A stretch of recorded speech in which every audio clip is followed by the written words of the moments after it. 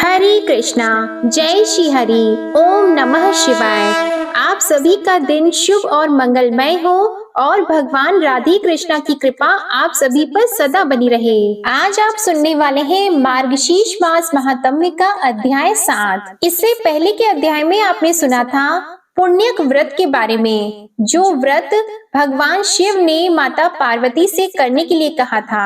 आज के अध्याय में आप जानेंगे कि पुण्यक व्रत क्या होता है, पुण्यक व्रत में किन किन सामग्रियों की आवश्यकता होती है, पुण्यक व्रत की विधि और इस व्रत के फलों की प्राप्ति का वर्णन। श्री नारायण मुनि नारद जी से कहते हैं, हे नारद, पुण्यक व्रत का विधान सुनकर पार्वती का मन प्रसन्न हो गया। इसके बाद उन्होंने व्रत की संपूर्ण विधि के विषय में प्रश्न करना आरंभ किया। पार्वती बोली, हे नाथ, आप वेद वेदताओं में श्रेष्ठ, करुणा के सागर तथा परात्पर हैं। दीन बंधो, इस व्रत का सारा विधान मुझे बताइए। प्रभु, कौन कौन से द्रव्य और फल इस व्रत में उपयोगी होते हैं, इसका समय क्या है, किस नियम का पालन करना पड़ता है, इसमें आहार का क्या विधान है और इसका क्या फल होता है, यह सब मुझ विनम्र सेविका से वर्णन कीजिए। साथ ही एक उत्तम पुरोहित, पुष्प एकत्रित करने के लिए ब्राह्मण और सामग्री जुटाने के लिए भृत्यों को भी नियुक्त कर दीजिए। इनके अतिरिक्त और भी जो व्रत उपयोगी वस्तुएं हैं जिन्हें मैं नहीं जानती हूँ, वह सब भी एकत्र करा दीजिए, क्योंकि स्त्रियों के लिए स्वामी ही सब कुछ प्रदान करने वाला होता है। स्त्रियों की 3 अवस्थाएं होती हैं, कौमार, युवा और वृद्ध। कौमार अवस्था में पिता, युवावस्था में पति और वृद्धावस्था में पुत्र सब तरह से पालन करने वाले होते हैं। हे प्राणनाथ, आप तो सर्वात्मा, ऐश्वर्यशाली, सर्वसाक्षी और सर्वज्ञ हैं। अतः अपनी आत्मा की निवृत्ति का कारणभूत एक श्रेष्ठ पुत्र मुझे प्रदान कीजिए। भगवान, यह तो मैंने अपनी जानकारी के अनुरूप आप जैसे महात्मा से निवेदन किया है। आप तो सबके आंतरिक अभिप्राय के ज्ञाता और परम ज्ञानी हैं। भला मैं आपको क्या समझा सकती हूँ। यो कहकर पार्वती ने प्रेम पूर्वक अपने पतिदेव के चरणों में माथा टेक दिया। तब कृपा सिंधु भगवान शिव कहने को उद्यत हुए। श्री महादेव जी ने कहा, देवी, मैं इस व्रत की विधि, नियम, फल और व्रत उपयोगी द्रव्यों तथा फलों का वर्णन करता हूँ, सुनो। इस व्रत के हेतु मैं फल पुष्प लाने के लिए 100 शुद्ध ब्राह्मणों को, सामग्री जुटाने के निमित्त 100 भृत्यों और बहुसंख्यक दासियों को तथा पुरोहित के स्थान पर सनत कुमार को, जो संपूर्ण व्रतों की विधि के ज्ञाता, वेद वेदांत के पारंगत विद्वान, हरि भक्तों में सर्वश्रेष्ठ, सर्वज्ञ, उत्तम ज्ञानी और मेरे ही समान है, उन्हें नियुक्त करता हूँ। तुम इन्हें ग्रहण करो। देवी, शुद्ध समय आने पर परम नियम पूर्वक व्रत का अनुष्ठान करना चाहिए। प्रिय, माघ मास की शुक्ल त्रयोदशी के दिन इस व्रत का आरंभ शुभ होता है। उत्तम व्रती को चाहिए कि वह व्रत आरंभ के पूर्व दिन उपवास करे और शरीर को अत्यंत निर्मल करके यत्न पूर्वक वस्त्र को धोकर स्वच्छ कर ले। फिर दूसरे दिन अरुणोदय वेला में अर्थात सूर्योदय में शैया से उठ जाए और मुख को शुद्ध करके निर्मल जल में स्नान करे। इसके बाद हरि स्मरण पूर्वक आचमन करके पवित्र हो जाए। फिर भक्ति सहित श्री हरि को अर्घ देकर शीघ्र ही घर लौट आए। वहां धुली हुई धोती और चादर धारण करके पवित्र आसन पर बैठे। फिर आचमन और तिलक करके अपना नित्य कर्म समाप्त करे। इसके बाद पहले प्रयत्न पूर्वक पुरोहित का वरण करके स्वस्ति वाचन पूर्वक कलश स्थापन करे।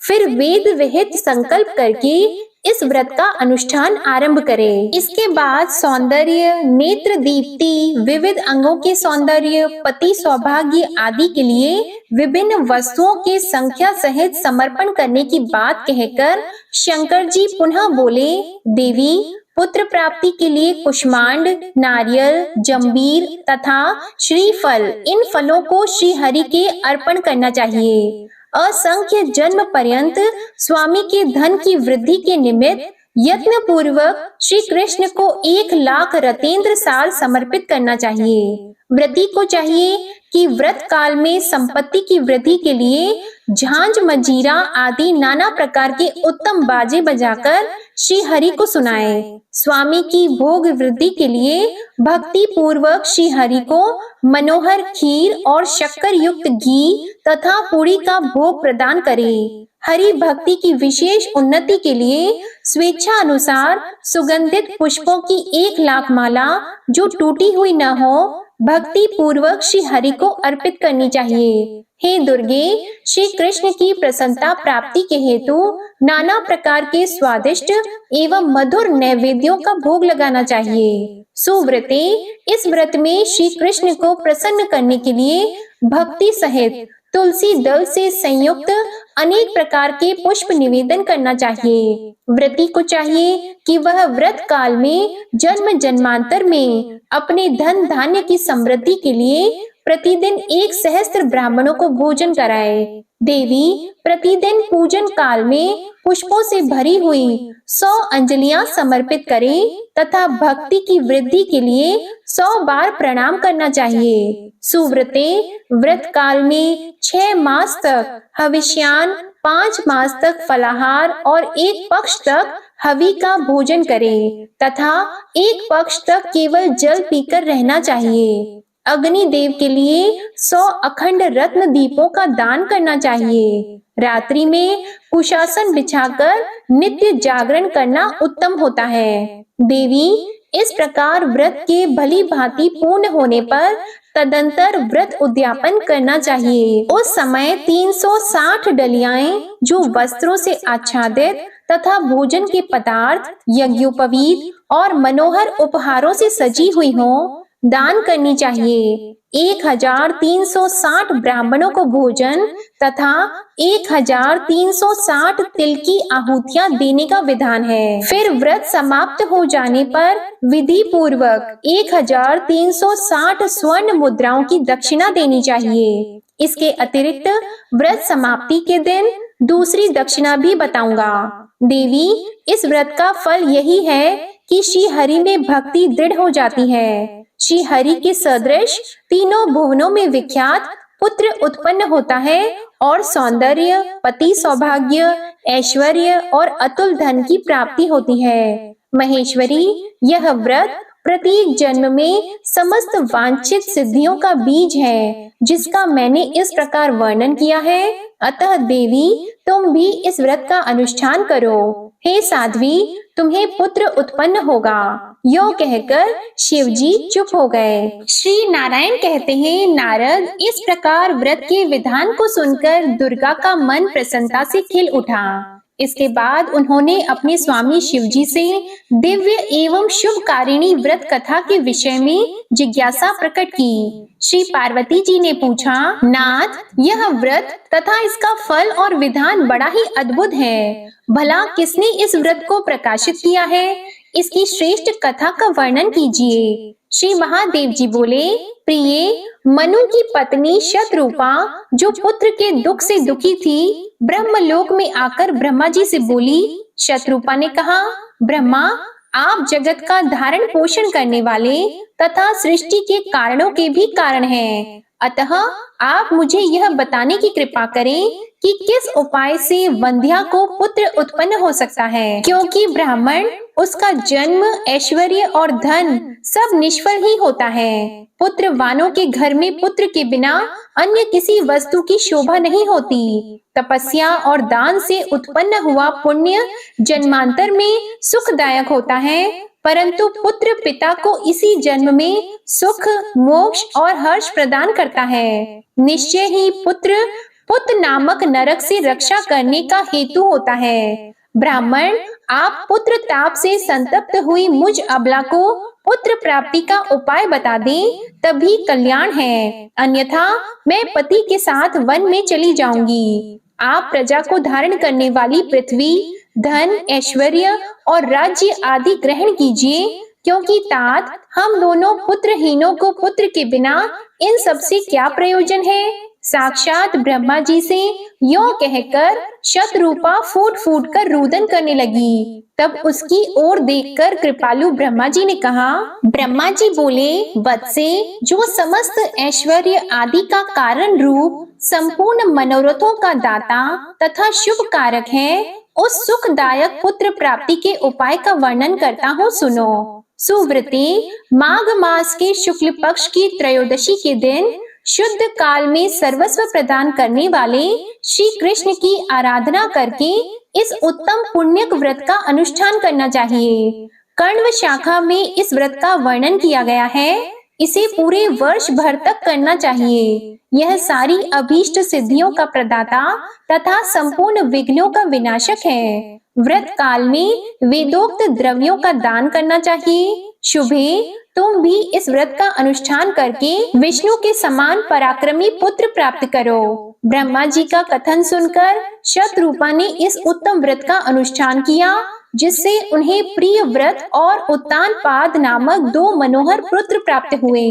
देवहूति ने इस पुण्यप्रद एवं शुभ पुण्यक व्रत को करके कपिल नामक पुत्र प्राप्त किया, जो सर्वश्रेष्ठ सिद्ध तथा नारायण के अंश से प्रकट हुए थे। शुभ लक्षणा अरुंधति ने इस व्रत को करके शक्ति को पुत्र रूप में पाया। शक्ति पत्नी को इस व्रत के पालन से पराशर नामक पुत्र की प्राप्ति हुई। अदिति ने इस व्रत का अनुष्ठान करके वामन नामक पुत्र प्राप्त किया। ऐश्वर्यशालिनी शची ने इस व्रत को करके जयंत नामक पुत्र को जन्म दिया। इस व्रत के करने से उत्तानपाद की पत्नी ने ध्रुव को और कुबेर की भार्या ने नल कुबर को पुत्र के रूप में प्राप्त किया। इस उत्तम व्रत के पालन से सूर्य पत्नी को मनु तथा अत्रि पत्नी को चंद्रमा पुत्र रूप में मिले। अंगिरा की पत्नी ने भी इस उत्तम व्रत का अनुष्ठान किया था, जिसके प्रभाव से उनके पुत्र बृहस्पति हुए, जो देवताओं के आचार्य कहलाते हैं। भृगु पत्नी ने इस व्रत का पालन करके शुक्र को पुत्र रूप में प्राप्त किया, जो नारायण के अंश और समस्त तेजस्वियों में परमोत्कृष्ट हैं। ये ही दैत्यों के गुरु हुए। देवी, इस प्रकार मैंने तुमसे व्रतों में उत्तम पुण्यक व्रत का वर्णन कर दिया। कल्याणमयी गिरिराज नंदिनी, तुम भी इस व्रत को करो। शुभे, यह व्रत राजेंद्र पत्नियों के लिए सुख साध्य है, देवियों के लिए सुखप्रद है और साध्वी नारियों के लिए तो यह प्राणों से भी बढ़कर प्रिय है। महासाध्वी, इस व्रत के प्रभाव से संपूर्ण देवताओं के ईश्वर स्वयं गोपांगनेश्वर श्री कृष्ण तुम्हारे पुत्र होंगे। नारद यो कहकर शंकर जी चुप हो गए। तत्पश्चात परम प्रसन्न हुई पार्वती देवी ने शंकर जी की आज्ञा से उस व्रत का अनुष्ठान किया। इस प्रकार मैंने तुमसे गणेश जी के जन्म का कारण, जो सुखदायक, मोक्षप्रद और सार रूप है, उसका वर्णन कर दिया। अब और क्या सुनना चाहते हो? इसके बाद देवर्षि नारद ने मुनि नारायण से जो भी प्रश्न किया, उसका वर्णन आप अगले अध्याय में सुनेंगे। अब आप सुनिए श्री कृष्ण चालीसा पाठ। बंशी शोभित कर मधुर, नील जलद तन श्याम, अरुण अधर जनुबिंब फल, नयन कमल अभिराम, पूर्ण इंद्र अरविंद मुख, पीतांबर शुभ साज, जय मनमोहन मदन छवि, कृष्ण चंद्र महाराज। जय यदुनंदन जय जगवंदन, जय वसुदेव देवकी नंदन, जय यशोदा सुत नंद दुलारे, जय प्रभु भक्तन के दृग तारे, जय नट नागर नाग नथैया, कृष्ण कन्हैया धेनु चरैया, पुनि नख पर प्रभु गिरिवर धारो, आओ दीनन कष्ट निवारो, वंशी मधुर अधर धरि टेरो, होवे पूर्ण विनय यह मेरो, आओ हरि पुनि माखन चाखो, आज लाज भारत की राखो, गोल कपोल चिबुक अरुणारी, मृदु मुस्कान मोहिनी डारी, राजित राजीव नयन विशाला, मोर मुकुट वैजंती माला, कुंडल श्रवण पीत पट आछे, कटी किंकिणी काचनि काछे, नील जलज सुंदर तनु सोहे, छबिल किशोर नर मुनि मन मोहे, मस्तक तिलक अलक घुंघराले, आओ कृष्ण बांसुरी वाले, करि पय पान पुत नहीं तारियो, अका बका का गासुर मारियो, मधुवन जलत अगिन तब ज्वाला, भय शीतल लखतहि नंद लाला, सुरपति जब ब्रज चढ़्योर साई, मूसर धार वारी वर्षाई, लगत लगत व्रज चहन बहायो, गोवर्धन नख धारी बचायो, लखी यशोदा मन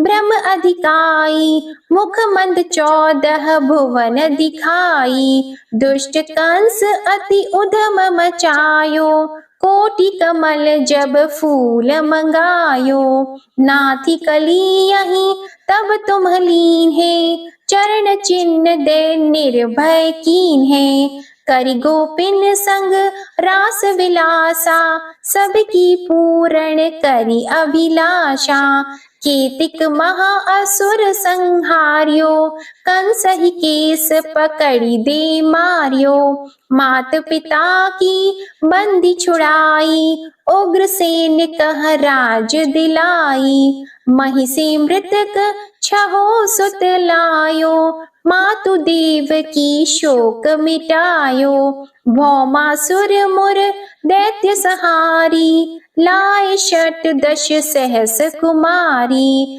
देवी मही तृण चीर सहारा, जरा सिंधु राक्षस कहि मारा, असुर बकासुर आदिक मारियो, भक्तन के तब कष्ट निवार्यो, दीन सुदामा की दुख टारियो, तंदुल 3 मूठ मुख डारियो। श्री कृष्ण चालीसा समाप्त होती है। प्रेम से बोलिए भगवान श्री कृष्ण की जय। आपको आज की कथा पसंद आए तो वीडियो को लाइक करिएगा, शेयर करिएगा, कमेंट में भगवान श्री कृष्ण की जय लिखिएगा और चैनल को भी सब्सक्राइब करिएगा। जय श्री कृष्ण।